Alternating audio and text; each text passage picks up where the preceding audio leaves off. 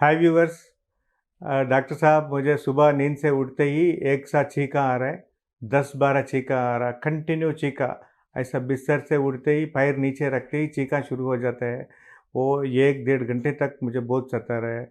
छींका, नाक से पानी आना, पतला पानी ऐसे टपकते रहते हैं, नाक में खुजली रहते हैं, आंखों में खुजली रहते हैं, कान में खुजली और गले के अंदर भी खुजली रहते हैं।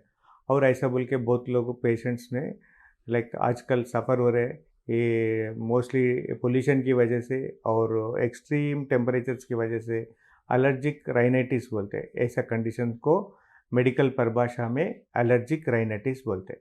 तो नाक का एलर्जी की वजह से, एलर्जी बहुत सारा चीज़ों में भी हो सकता है। ये लोगों को ठंडी हवा से भी हो सकता है और बाहर के एनवायरनमेंट और घर के अंदर के एनवायरनमेंट में वेरिएशन की वजह से भी हो सकता है। और धूल से एलर्जी होता है। बहुत सारा लोगों को स्पैरोस यानी इसकी वजह से, कबूतर की वजह से, कबूतर का उसका हेयर की वजह से बहुत लोगों को एलर्जी होता है। और घर में जो डस्ट माइट्स रहते हैं, धूल में जो डस्ट माइट्स बोलते हैं, वो ज़्यादा दिन तक रूम के अंदर रोशनी नहीं रहने से और साफ़ नहीं करने से डस्ट माइट्स पैदा होता है उसकी वजह से। और फंगल इन्फेक्शन की वजह से, फंगस की वजह से, और कुछ ठंडी चीज़ लेने से, और कुछ ठंडी पानी पीने से, और कुछ मिर्ची ऐसा लेने से, और रसोई में जो लाइक स्मेल रहता है उसकी वजह से, ऐसा बहुत सारा रीज़न से लोगों को एलर्जिक राइनाइटिस माने छींका एक सा आना, कंटिन्यूअस नीका स्नीजिंग्स आना, और नाक में से पतला पानी आना, नाक बंद हो जाना, सांस लेने में दिक्कत होना, उसकी वजह से वो लोगों को बहुत परेशानी होते रहते हैं, काम ज़्यादा अच्छा नहीं कर सकते हैं। एंड ऐसा बाहर कुछ घूमने गए तो, और कुछ गाड़ी के ऊपर गए तो व्हीकल्स का धुआं से, और उसकी वजह से छींका, नाक से पतला पानी आना, नाक बंद हो जाना, सर दर्द होना और खुजली होना, आंख लाल हो जाना, जलन होना, नाक में और आंखों में जलन होना, ये ऐसा बहुत खतरनाक चीज़ है। इसकी वजह से लोगों को बहुत दिक्कत होते रहते हैं। ऐसा लोगों को जनरली क्यों होता बोले तो, आदमी का नाक हम देखें तो ये एयर कंडीशनिंग इफेक्ट रहता है। नाक का जो भी ऑर्गन्स है, नाक में पॉलिप्स यानी बोन और नाक का ब्लड सर्कुलेशन, बाहर का हवा शरीर की टेम्परेचर से कम रहे तो उसको नॉर्मल बॉडी टेम्परेचर रहे सर का हीट करके अंदर लेते, और बाहर का हवा ज़्यादा हीट रहे तो उसको कूल करके फेफड़ों को जाने के लिए वो नाक का मेकानिज़म ऐसा रहता है। उसकी वजह से नाक में ऐसा मेकानिज़म रहता है, नाक में पॉलिप्स रहता है और सेप्टम रहता है, और उसका म्यूकस मेम्ब्रेन जो है वो हिसाब से काम करते हैं।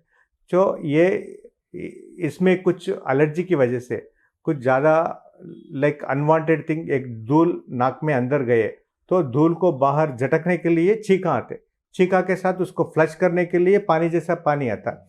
तो डस्ट बाहर जाने के बाद ये छींका रुक जाना और नाक से पानी आना रुक जाना।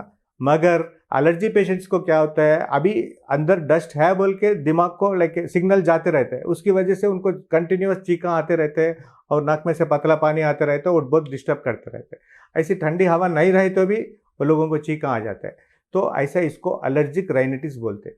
एलर्जिक राइनाइटिस को होम्योपैथी में इफेक्टिव मेडिसिन है, 100% इफेक्टिव मेडिसिन, प्रूवन मेडिसिन। बहुत सारा रिसर्च पेपर्स में allergic rhinitis effectively treated with homeopathy.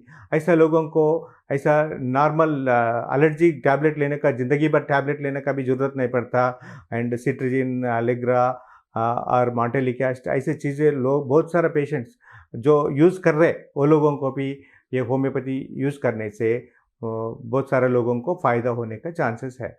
Allergic rhinitis को होम्योपैथी कैसे कंट्रोल करते हैं? होम्योपैथी जनरली व्यक्ति का वाइटल फोर्स को स्टिमुलेट करके वाइटल एनर्जी से वाइटल फोर्स को हील करने का ऐसा कोशिश करते हैं। बॉडी का हार्मोनी को हार्मोनाइज करने का होम्योपैथी का मेन फिलॉसफी है।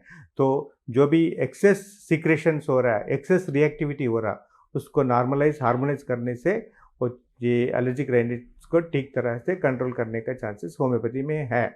तो बच्चे cold drinks, fridge water, ice cream ऐसे चीज़ों को अवॉइड करना, और धूल से थोड़े दिन के लिए अवॉइड करना। और उसके साथ साथ होम्योपैथी में आर्सेनिक एल्बम बोलते हैं, आर्सेनिक आयोडम, साबडिल्ला और हेपार सल्फ्यूरिकम, मेर्क्सॉल ऐसा कैलिबाइक्रोमिकम एक ऐसा मेडिसिन है, हैदराबाद के एनवायरनमेंट लोगों को कैलिबाइक्रोमिकम इफेक्टिव मेडिसिन है बोल के, एलर्जिक राइनाइटिस को, एलर्जिक साइनसाइटिस पेशेंट्स को कैलिबाइक्रोमिकम वेल सूटेड बोल के बहुत सारा रिसर्चेस में सूटेबल मेडिसिन ऐसा पैदा हुआ। तो एंटीमटॉट एपिकैकुना बोल के ऐसा मेडिसिन है। तो छींका, नाक से पतला पानी आना, नाक बंद होना, ऐसा लोगों को होम्योपैथी like महत्वपूर्ण medicine, effective medicine are there, they can rely on this medicine. And ऐसा ट्रिगरिंग फैक्टर्स को दूर करने से ये इम्यूनिटी को नॉर्मलाइज करके कंप्लीट क्यूर होने के चांसेस है। एलर्जिक पेशेंट्स कोई भी चीका ऐसा vitamin A and E body में सफिशिएंटली लेना, green leafy vegetables, papaya, carrot, boiled egg ऐसे चीज़ों को ज़्यादा लेना और ट्रिगरिंग फैक्टर्स को अवॉइड करने से they can manage and completely they can get rid of Zika.